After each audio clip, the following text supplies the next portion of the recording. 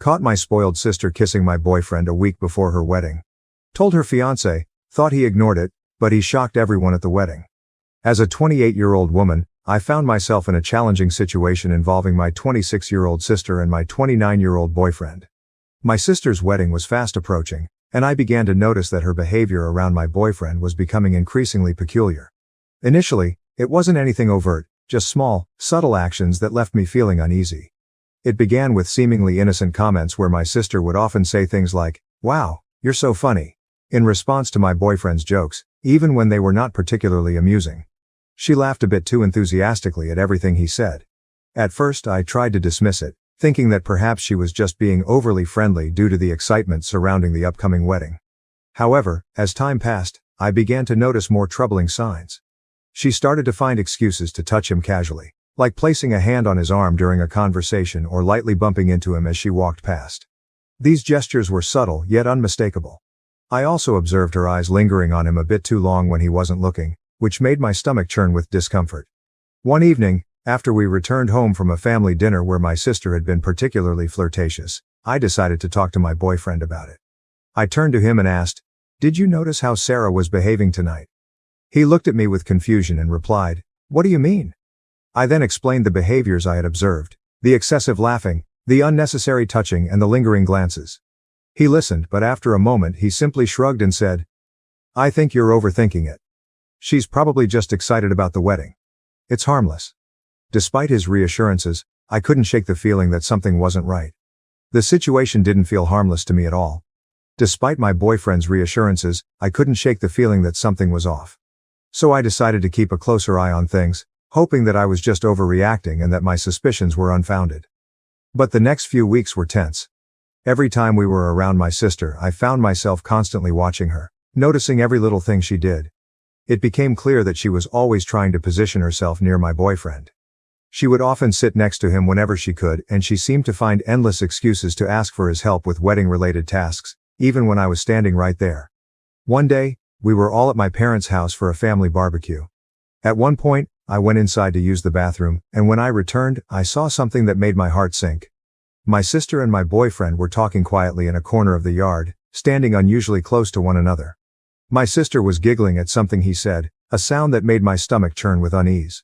The moment they noticed me, they quickly stepped apart, and my sister walked away as if nothing had happened. I felt a wave of nausea and anger but decided not to confront them on the spot, not wanting to create a scene at a family gathering. Instead, I waited until we got home that night. When we were alone, I tried to approach the topic as calmly as I could. I asked my boyfriend what he and my sister had been discussing earlier. He seemed surprised by my question and explained that they were just talking about some wedding details, like the music selection. His response didn't satisfy me. I couldn't help but question why such a simple conversation required them to stand so close together. He sighed, clearly frustrated, and tried to dismiss my concerns. He assured me once again that there was nothing going on, insisting that my sister was just being friendly. But by this point, I couldn't hold back my feelings any longer. I expressed my frustration, pointing out that my sister was practically throwing herself at him, and he wasn't doing anything to stop it. My words seemed to hurt him, and he looked at me with a pained expression, asking what exactly I expected him to do. He reminded me that she was my sister, and he was simply trying to be polite. Telling her to back off seemed out of the question to him. I told him that he could at least set some boundaries, making it clear that he wasn't interested in anything more than a friendly relationship. But he insisted that he wasn't interested in her at all, claiming there was nothing to clarify because I was seeing problems that didn't exist. Our conversation went in circles, with neither of us willing to see the other's point of view, leaving us both frustrated and unsure of what to do next. After arguing for a while without any resolution, it became clear that our conversation was going nowhere. My boyfriend kept insisting that I was just imagining things, and no matter how hard I tried, I couldn't get him to see what was so painfully obvious to me. In the end, we both went to bed feeling angry and frustrated with the issue still unresolved. The following day, I realized that I needed to confront my sister directly. It was clear that avoiding the issue was only making things worse. So I decided to call her and ask if we could meet up for coffee. She readily agreed, her voice cheerful and seemingly unaware of my growing concerns. We arranged to meet at a small cafe near her apartment. When we met, I was nervous, my hands trembling slightly as I stirred my coffee. My sister, on the other hand, was in high spirits, chatting enthusiastically about her wedding plans. She seemed completely oblivious to my discomfort, which only made the situation more difficult for me. After a few minutes of listening to her talk, I realized I couldn't hold it in any longer. I interrupted her mid-sentence, my voice betraying the seriousness of what I was about to say. I told her that we needed to discuss something important.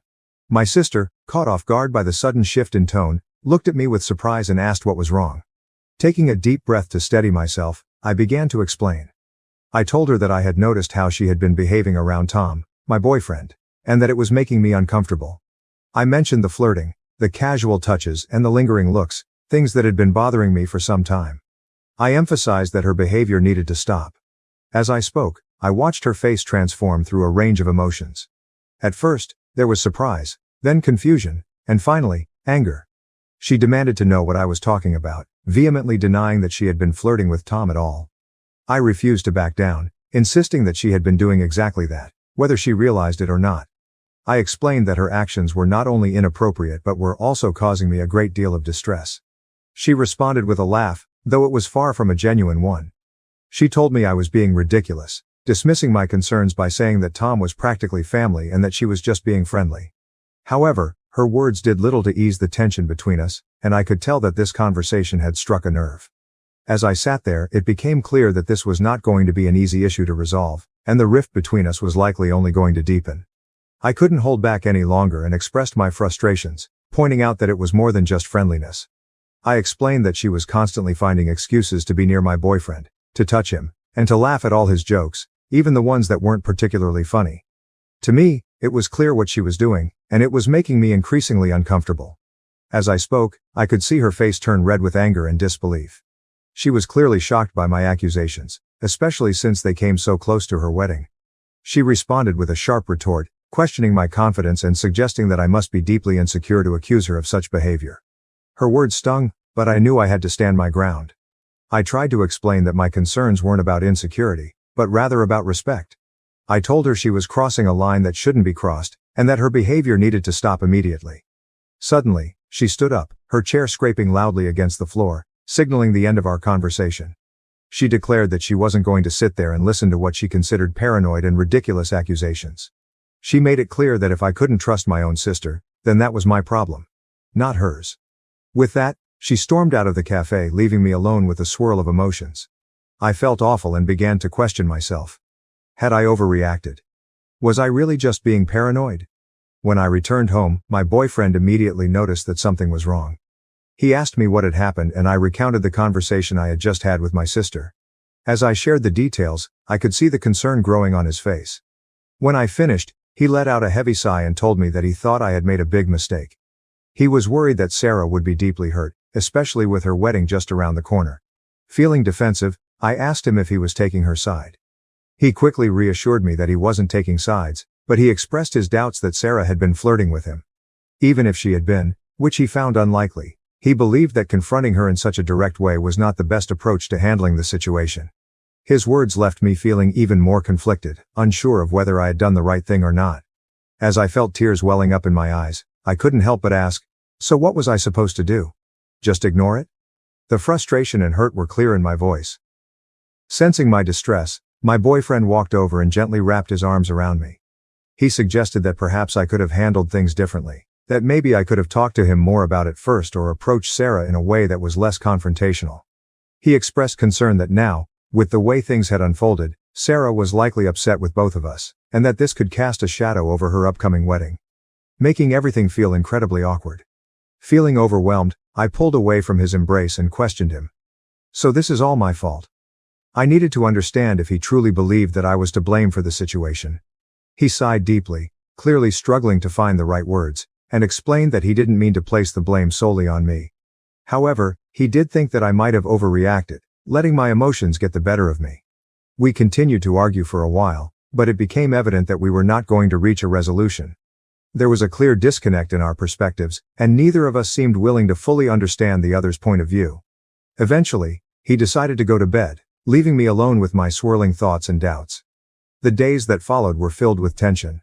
My sister had stopped speaking to me entirely, creating a painful distance between us.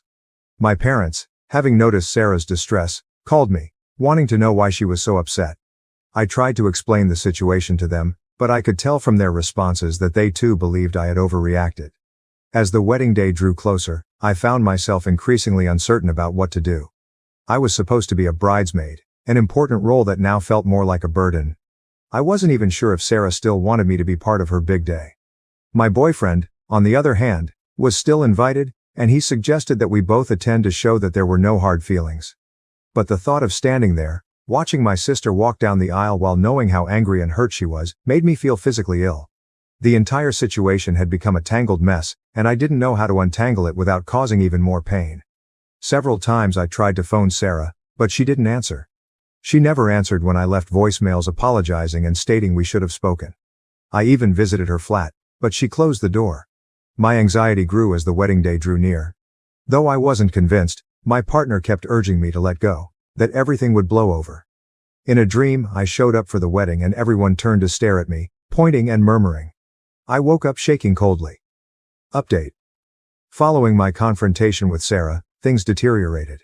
When she told our mother about my allegations, she became quite irate. She called me, screaming about how right before Sarah's wedding I could be so selfish and worried. She shouted, "How could you accuse your own sister of such a thing?" She wouldn't listen as I tried to explain my perspective. She advised me to straighten this problem right away and apologies to Sarah. The stress on our family was intolerable. Sarah still avoids talking to me, and right now my parents are offended as well. Tom, my partner, persisted in telling me I was exaggerating, which just made me more depressed and irritated. I visited my parents' place to try to straighten things out 1 week before the wedding. I heard subdued voices coming from the side of the house as I got to the front door. Intrigued, I strolled to the garden and stopped in astonishment at what I saw there. Sarah and Tom were partly concealed behind a big plant. Locked in a passionate hug, they kissed firmly. Sarah's legs were wrapped around Tom's waist, his hand was beneath her top. They were completely absorbed in one another that they failed to even see me standing there. I thought I had been given a stomach punch. All the air left my lungs and for a minute I was unable to move or talk. As the reality of what I was witnessing began to sink in, a powerful wave of anger and betrayal surged through me. My emotions overtook me and I found myself screaming, "What the hell is this?" My voice trembled, thick with the intensity of what I was feeling. The reaction from both of them was immediate. My sister and my boyfriend jumped in shock, their guilty expressions betraying them completely. Sarah's face drained of color, turning pale as she realized she had been caught, while Tom fumbled to find the right words, stammering, "It's not what it looks like." But it was exactly what it looked like, confirming every fear and suspicion that had been gnawing at me. Tears began streaming down my face as I choked out, "How could you? My own sister and my boyfriend." The pain in my voice was unmistakable. Sarah too began to cry, her voice quivering with regret as she tried to apologize. "I'm so sorry," she sobbed, struggling to explain. "We didn't mean for this to happen." But I couldn't stand to hear any of their excuses. The betrayal was too deep, too raw. Without another word, I turned and fled, running back to my car. Their desperate calls for me to return fell on deaf ears as I drove away, my mind spinning with disbelief and hurt. As I sped away, my phone began to ring repeatedly, first Tom, then Sarah, and finally my mom. I couldn't bring myself to answer any of them. The pain was too fresh, too overwhelming. When I finally arrived home, I felt numb.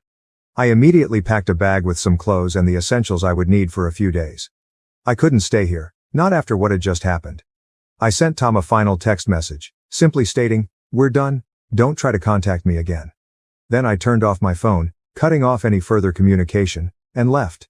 Now I'm writing this from a hotel room in a nearby city, unsure of what my next steps should be.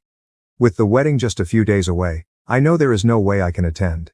My relationship is shattered and the bond I once shared with my sister may be irreparably damaged by this betrayal. It feels as though my entire world has been turned upside down. Everyone made me feel like I was crazy for suspecting something was wrong, but in the end I was right all along. The pain of that realization is almost too much to bear, and I find myself questioning how I will ever be able to trust anyone again after this. So Reddit, any advice on how to move forward from here would be appreciated. Update. After the devastating shock of discovering my sister Sarah with my now ex-boyfriend Tom, I spent several days in a fog, struggling to process what had happened. My phone was constantly buzzing with messages and missed calls from both of them, as well as from my parents, but I just couldn't bring myself to respond. I was too overwhelmed, too hurt. Eventually though, I came to see that Mark, Sarah's fiancé, was one person who definitely needed to know the truth. With a heavy heart, I made the difficult decision to call him. When Mark answered, I could hear the confusion in his voice. He asked what was going on, mentioning that Sarah had been in a terrible state, saying that I had disappeared and wasn't responding to anyone. Taking a deep breath, I began to explain everything to him. I told him about the suspicions I had initially had, how everyone, including Tom and Sarah, had brushed off my concerns, and then I described in detail the scene I had witnessed in my parents' garden. Mark listened quietly, not interrupting, only occasionally making a small noise to let me know he was still there, absorbing everything I was saying. When I finally finished, there was a long, heavy silence on the other end of the line. Then in a controlled, measured voice, Mark simply thanked me for telling him, adding that he needed some time to process this information. With that, he ended the call. Afterwards, I sat there, staring blankly at my phone, wondering what Mark would do now that he knew the truth. As the wedding day approached, I heard nothing further from him or from the rest of my family. Sarah had ceased trying to contact me, and I began to suspect that she had somehow managed to convince Mark to forgive her. The thought that she might actually escape the consequences of her actions, that she could go on to have her fairy tale wedding while my life was in shambles, made me feel physically ill. I realized that there was no way I could attend the wedding.